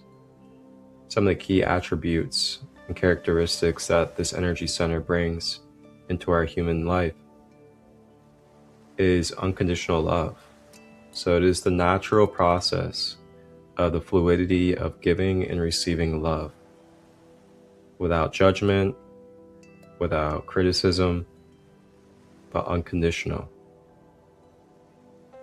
And due to the heart chakra being number 4 of the 7, it is the balancing point, it is the bridge between our lower nature, our animalistic earthly energies from our lower 3 chakras, then making its way into feeling emotional compassion and connection, bringing it into our higher 3 chakras, which bring us into our more heavenly, higher divine attributes of ourself.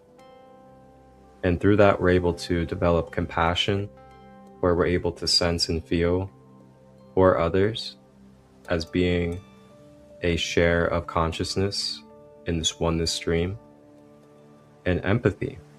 Empathy is an amazing power that I feel like we mistranslate, and we believe that empathy is, I'm just going to take on this emotion, I'm just going to take on this issue energetically from you and then just carry it. When really empathy is about taking on the energy, but then also transmuting the energy.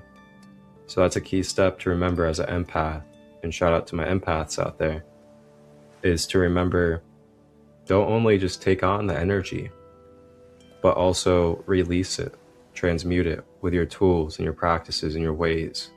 so that you're not walking around swirling in people's thoughts, emotions, and negativity of the past.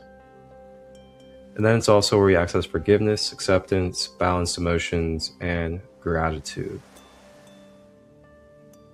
And then moving into identifying some blockages and overactivations for you. Whenever you feel like you're completely alone and separate from all life, that would be a symptom of having a blockage. When you're fearing intimacy and you reject others giving you love, talking to you in positivity, things of that nature. Blood pressure issues, lung and heart conditions.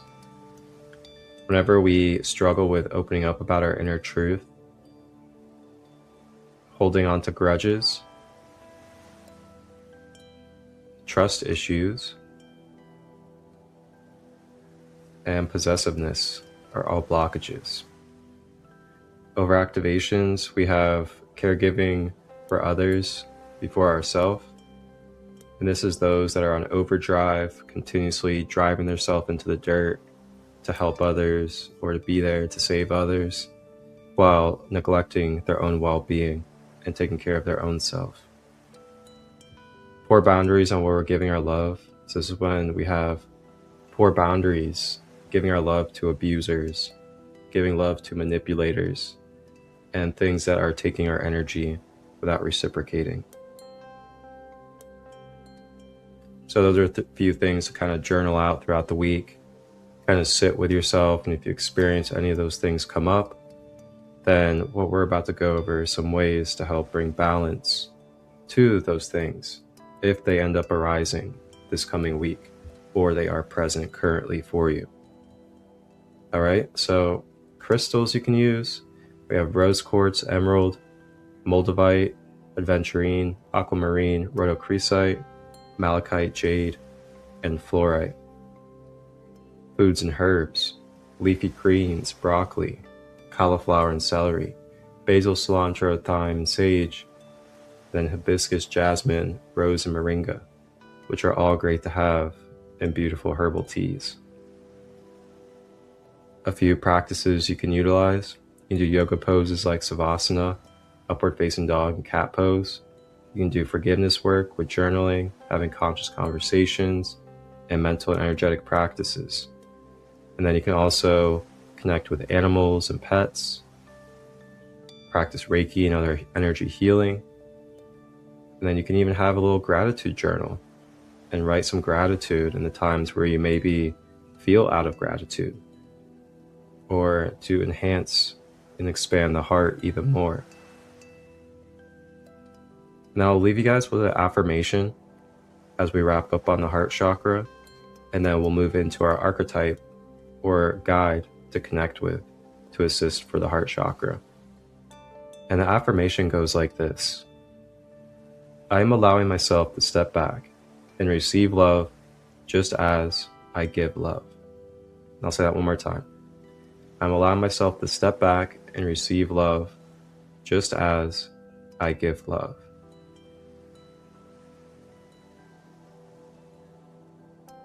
All right, so that is the heart chakra.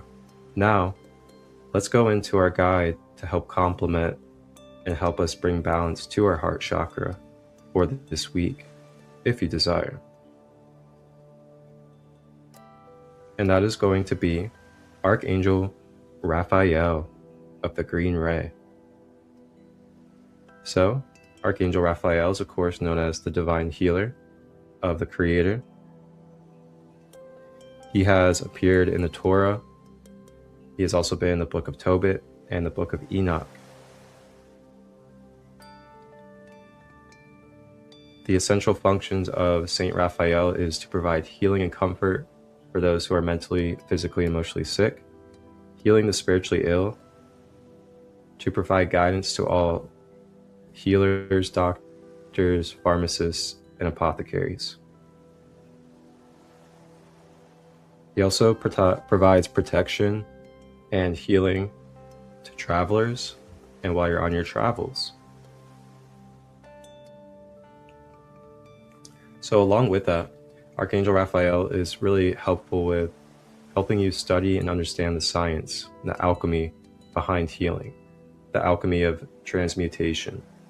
And with that, you're able to really sit and learn the in-depth details and the micro level of the roots behind the causes to illness, to disease, and to the imbalances that you're experiencing. So it's not just like a pharmaceutical where you just take it and then it dissolves away, and then you still have residual symptoms and things of that nature. When you sit with Raphael, spiritually and energetically, you're going to come into a deeper understanding of peeling back the layers, knowing the alchemy and science behind why this is occurring, so that through that conscious awareness, you're able to be empowered to know how to move in a different way moving forward and not continue to repeat the pattern that caused the illness or disease. So it also says too, to remember to connect to laughter and upliftment and joy in the mix of the healing process as well.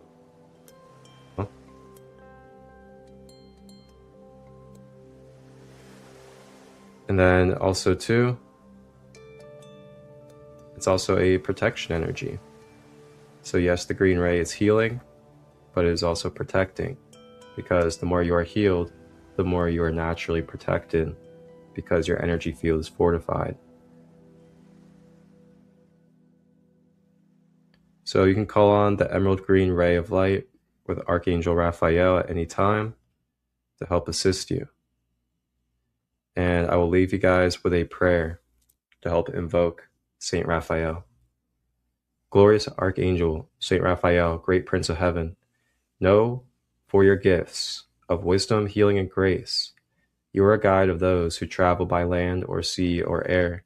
You are the consoler of the afflicted and refuge of those who are suffering. I beg you, assist me in all my needs, in all the sufferings of life, because you are the medicine of God. I humbly pray for the healing of the many infirmities of my soul and the illnesses that afflict my body. I especially ask of you the favor of allowing myself to remember that I am whole with the temple of the Creator. All right, that will do it. Marcus Christolight, aka Captain Christo, Sacred Light, Healing of Wellness. And that will do it for my Chakra of the Week report. Thank you guys for tuning in, and we'll see you guys next week on the Galactic Guidance News Report. Please like, share, and comment. Thank you. When they hear the sound, our presence is so much joy. Some cannot endure.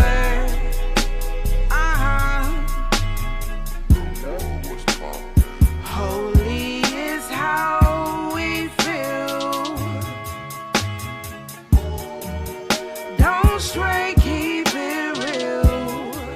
Yeah. Pineal Gland, triple DMT. Activated my chakras. Sitting in a room full of zombies. Man, this is feeling awfully awkward. Meanwhile, I feel like Jesus in the flesh. Christ consciousness got me flowing through the times. Now I realize what's around me is being used for a silent robbery of the soul. There's no way I can let that go. They call me King Marco. Going with the golden flow. In the go, it's the prophet and the pharaoh. Dripping gold from head to toe. Doing it for the love and the 513. Consciously lifting souls from hell we roll.